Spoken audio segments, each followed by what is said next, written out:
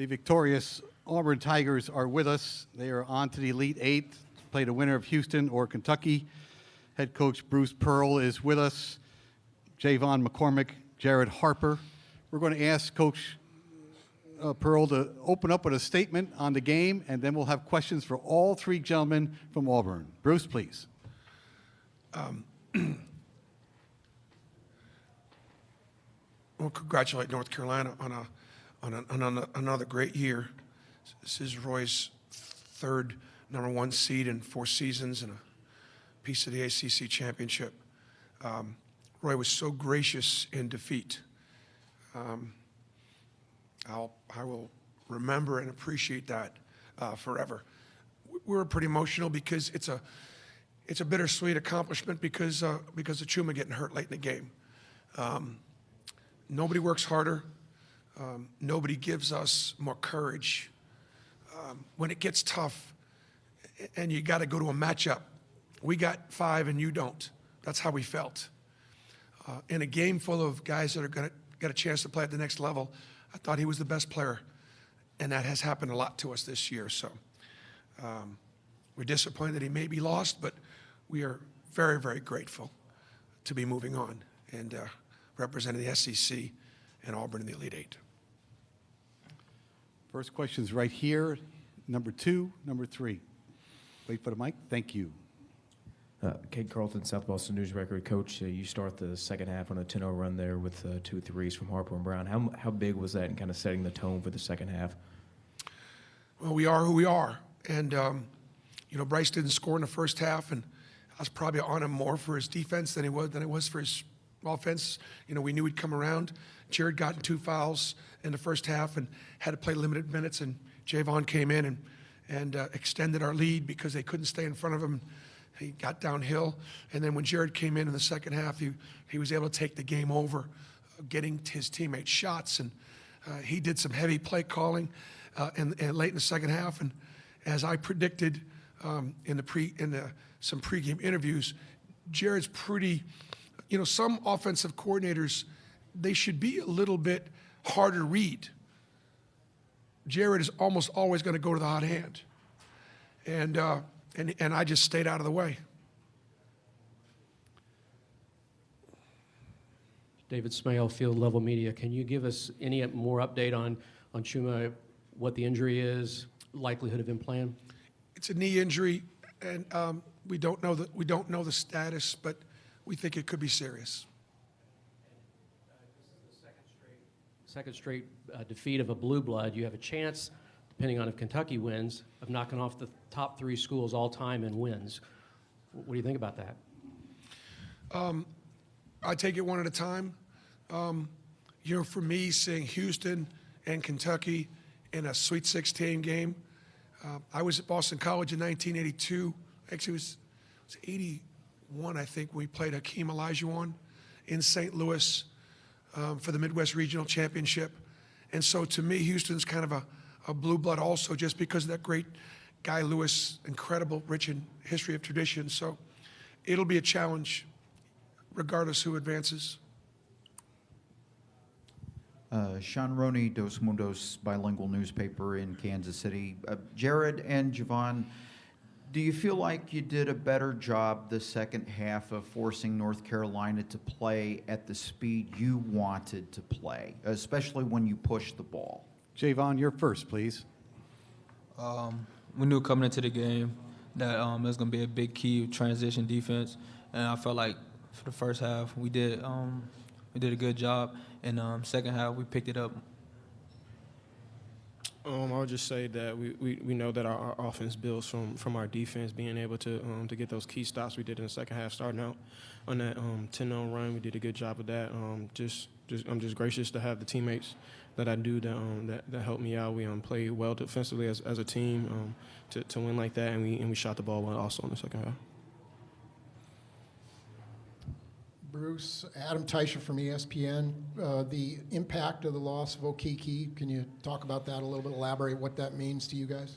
Well, he's a nightmare to match up with because he can guard any position. He can score inside and out. And so as a play caller, he gives you incredible flexibility. So he's our most versatile player. But I thought our bench did a tremendous job responding. We got 40 off our bench tonight. I thought D'Angelo Purifoy stayed right and ready. And, we probably don't hold on unless we have D'Angelo sort of ready to be able to go in there. I think it's a great lesson for teams. D'Angelo's playing behind a great player in Chuma. D'Angelo's very good. He could have packed his bags and waited till next year or some other opportunity. Instead, he stayed ready. And so many guys are thinking about, well, where can I now go to get more shots or get more playing time? And even though he was only playing, 5-10 minutes a game, and these guys did a great job of encouraging D'Angelo and making sure D'Angelo understood, hey, we need you, and you got to be ready if your number gets called. And as a result, we beat North Carolina to go to the Elite Eight because he stayed ready. Right-hand side, gentlemen. Bruce, Vahe Gregorian, Kansas City Star. I'm not sure I've ever quite seen a moment like what happened with Chuma, where your whole team went over there at one point, and then Carolina players too. Can you just describe what that was like, both in terms of the moment, but also, obviously, that could be a pivot point in the game and keep your team's composure? I think in those moments, you begin to see what these guys are made of, both teams, the fabric. We started to pray, and we asked God to watch over our brother. And Carolina did it, and our guys did it. That's what our guys wanted to do. They said, as soon as he went down, said, let's pray. And blessed that we live in a country where we're able to do that. And that was, I think, everybody's first thought. It wasn't really about the score or the next possession. It was about our brother. All the way in the back, please. Coach, Kevin Ward, Sports Animal Radio in Tulsa. Sometimes it's your night when things happen that are unusual, and I wonder in that second half when you banked in the three from the top of the circle, if you got a feeling at that time that it was going to be your night. Well, we made 16 other ones that didn't even hit the backboard, so I felt, and Anthony McLemore was the guy that shot it, and so Anthony can make that three. And so, no, I don't know that I ever felt that way. I think when we would engage defensively and take guarding seriously, I thought we had a chance. We had some situations where, look, Carolina scored 80 points. We had to put up 97 to win. That's not going to be a formula to advance. So we're going to have to pick up the defense.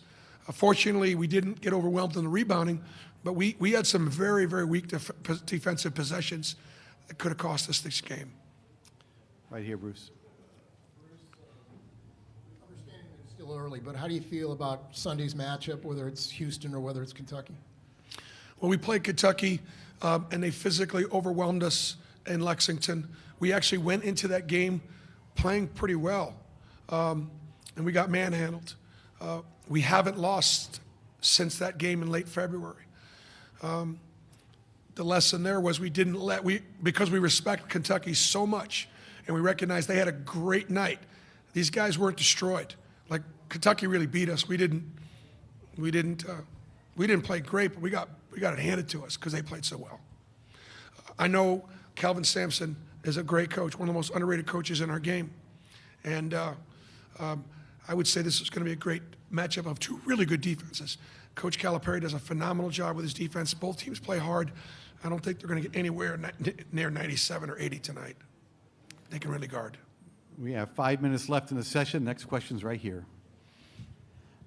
Bruce, going back to the three-pointers, I mean, I don't have a chart that shows how many uncontested threes that you had, but it seemed like a lot. Could you just talk about the kind of spacing that the guys had on the perimeter and the ball movement that allowed you to get good looks? Well, we thought there were some things that we can do offensively to get our guys open, but they've ultimately got to be the ones to make those shots. And then when you get great point guard play, these are the two of the quickest guys in college basketball, and they're a load to stay in front of, and they're incredibly unselfish. And if we've got a guy on the perimeter that we can get open, they're going to find them. Left-hand side, gentlemen. Jared, Justin McCluckey, 1490 KTOP in Topeka. It seemed like every single time Carolina started to get some momentum back in the game. You guys came back and just got another 3, stayed under control, and didn't let them get any of those momentum swings in the game. How important was that for you to, as the point guard, to kind of captain that? I just think we did a good job as a team, just recovering, not trying to get too up, not trying to get too down. We went on our runs. We knew they were going to make runs, but just trying to remain to stay solid defensively and just to play our game, be able to spread the court, get in the lane, and just find people and make shots. Brett Friedlander, North State Journal. I apologize if you've already been asked this, but both of the players, how important was that last sequence of the first half where you scored the 6 straight points to take the lead? And do you kind of feel like that carried over into the second half? Javon, you're first, please. Yes, we needed that momentum going into the second half. We knew coming out, we needed the starters to push us and get a good start for us. I was out in foul trouble in the first half with 2 fouls. I think I wanted to get in the game late, but our coaches, our teammates, and we all do trust Javon so much. He made some incredible plays tonight, and just that play at the end of the first half when he was able to go down the lane and finish was a big play. Jared, how important is Chuma to the team, and how are you guys going to now rally around the fact that he's probably out? If I would say myself, I think Chuma's our most valuable player. He does everything. He rebounds, gets assists, he scores inside, outside, can guard all 5 positions. He's just always in the right spot. But I think the good thing going forward is we have 9 other people. Over the past month, we've been getting contributions from all 10 of our players. So it's going to take all 9 of our players that are going to be able to play just to step in his role and do the things that he does, be able to rebound the way he does, make sure we're in the right spots. And I know our team is ready for the moment.